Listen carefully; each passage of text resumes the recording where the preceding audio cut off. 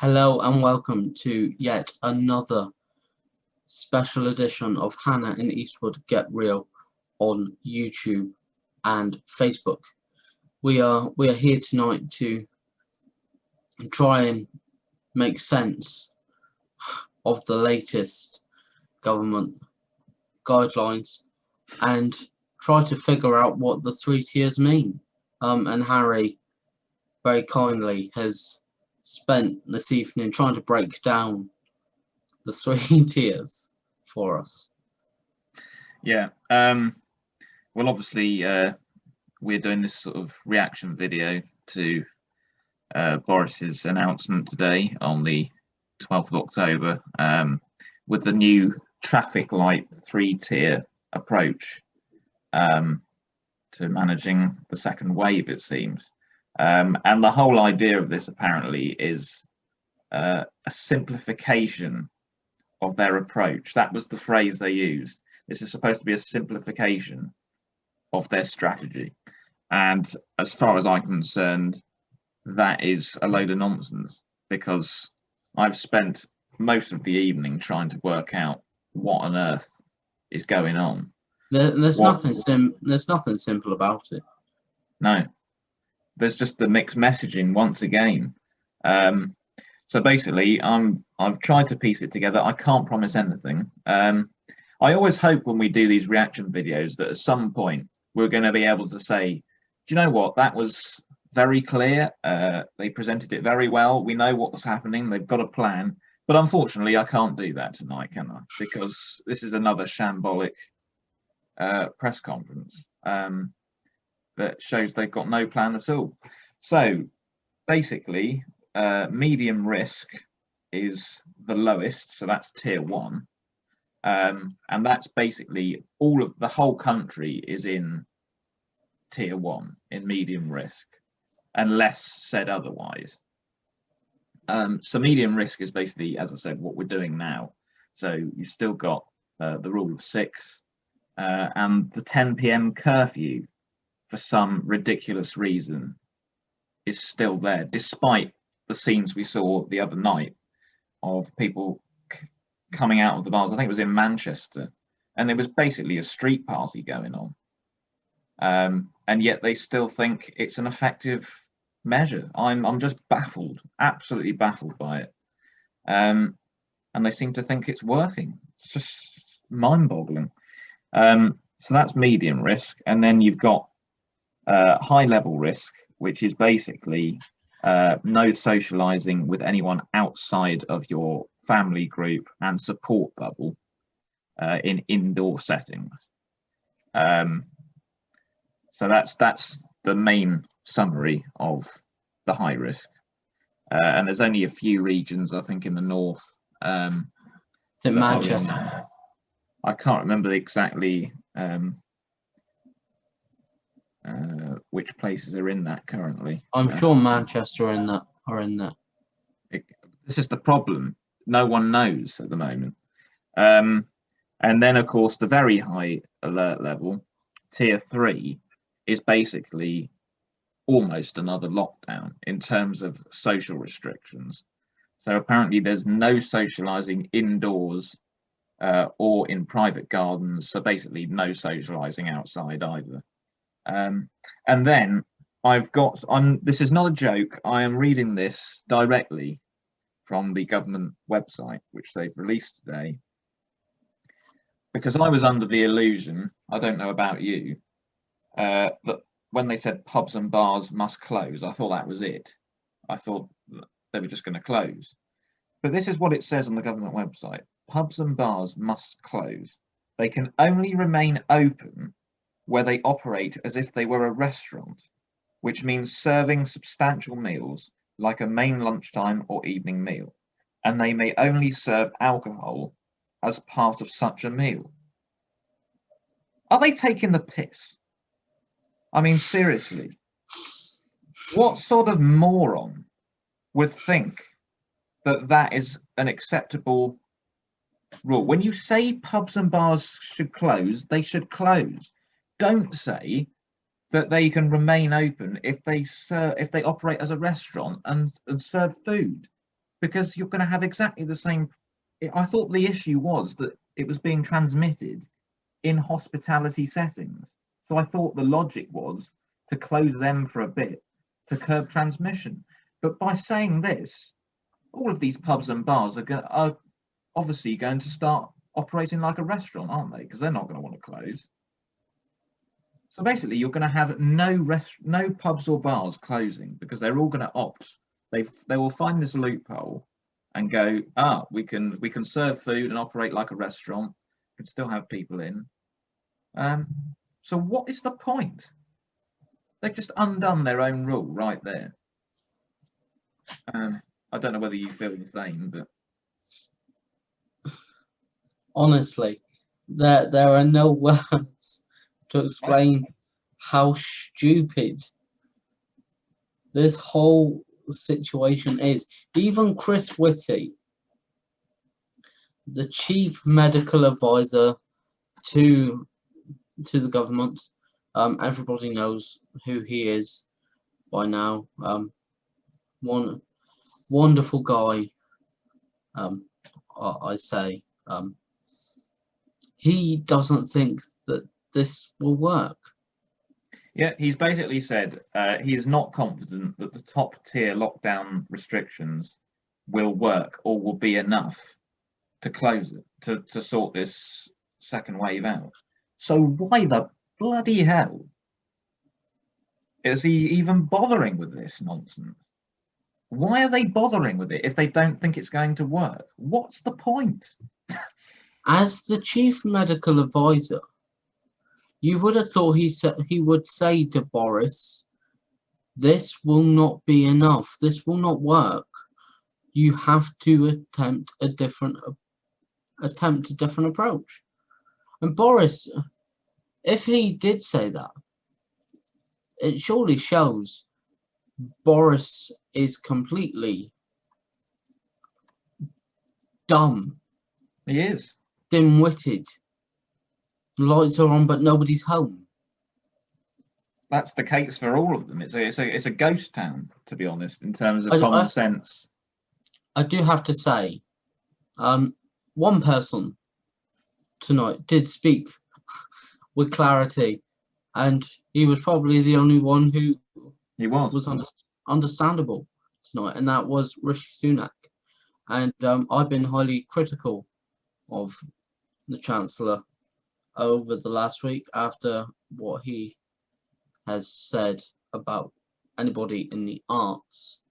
But tonight I have to take my hat off to him and give him a round of applause, because I agree. To be a member of that cabinet in that government and have an ounce of common sense and be the only one with an ounce of common sense is a lot. And if Boris were to resign, I think Rishi Sunak he's the only one, the only suitable candidate for the job, because who wants to see a country run by Michael Gove or Matt Hancock when we've seen how incompetent they are? Well, exactly. I just want to, just because I'm finding the stuff written under this tier 3 very high level is just so contradictory. Right, there's another point here. Places of worship will remain open, but household mixing is not permitted. Can someone explain to me what the logic is in that? There is no logic whatsoever. Places of worship are open for people to come together from different households to worship. As someone who goes to church myself, and someone who sings in the music group at church and plays in the music group, we are all from separate households. We all intermix almost. And I know places of worship have specific guidelines that they follow. For example, my church, there are certain pews that you can't sit in, and you have to maintain social distancing. But to say places of worship can remain open, but households can't intermix, that's almost like saying, well, it is saying places of worship should close. And yet I've just read out that one of the main things with this higher tier thing is no socializing indoors with people outside your bubble. And if places of worship remain open, there's going to be socializing with people outside your bubble. This is total nonsense, the whole thing. And the final one I just want to read out is, you should try to avoid traveling outside the very high alert level area you are in, or entering a very high alert level area, other than for things like work, education, or youth services, to meet caring responsibilities, or if you are traveling through as part of a longer journey. Once again, 1,000,001 loopholes. This is a catastrophic plan from the government, and I'm telling you now, it is not going to work. I think Whitty's got that right, actually. I mean, I can't believe that he actually made that comment, but that's exactly what I'm seeing. I can't see that these measures are going to work at all. And what annoyed me most is there was no mention at all of track and trace, test, trace, and isolate, which is the fundamental way we get out of this. It's not about the restrictions so much now, because they're proving to be a disaster. They're not working. What we need is track and trace. There was no mention of it at all. Instead, they came out with this drivel, and it's not going to help. It's just stupid. One final point from me on this document is that in tier 3, in the very high, it goes on to say that there are some further options that they could include. The last one sticks out like a sore thumb: closing performing arts venues for the purposes of performing to audiences. Now, anyone with half a brain, or even a single brain cell, knows that theatres and performance venues aren't open until spring next year. So making a statement like that now just makes you look completely stupid. Yeah, and that sums it up, really. The whole cabinet, I think the scientific advisors, they're all moronic, completely moronic. This is all nonsense. A blind man could see that this is a total nightmare. None of it makes any sense. You can just tell they are stabbing in the dark. They have no clear plan. And I just want to finish with the most recent YouGov poll, because I'm liking my YouGov polls at the moment. And this is a snap one after Boris's conference today. And 64% of Britons think the government does not have a clear plan on how to tackle the pandemic. That is a high figure. And this is, bearing in mind, this is about a pandemic, and this is about lives. And yet 64% do not think that Boris has a clear plan. And even the spread of voters here, even the Conservative voters, 45% think they don't have a clear plan, compared to 37% who do. So even the Conservative voters have lost absolute trust and faith in this government. What a sham. How the hell 37% of Conservative voters see this as a clear plan? I tell you how clear it is. It's as clear as mud. Yeah. And again, Boris refused to rule out the possibility of another full national lockdown. He said he didn't want to go there, and it was really not in our interest at all, and it was going to do a lot of damage. But if these measures don't work, and they're not going to work, are they? Come on, they're not. Let's be realistic, they're not going to work. The ones that they introduced a few weeks ago have done nothing. So what faith do we have when there's such convoluted and contradictory messages in these new guidelines that these are going to work either. I have no faith at all, and I really do think that this is not going to curb the infection rate at all. So I think it's going to be a very long and bumpy winter, I'm afraid.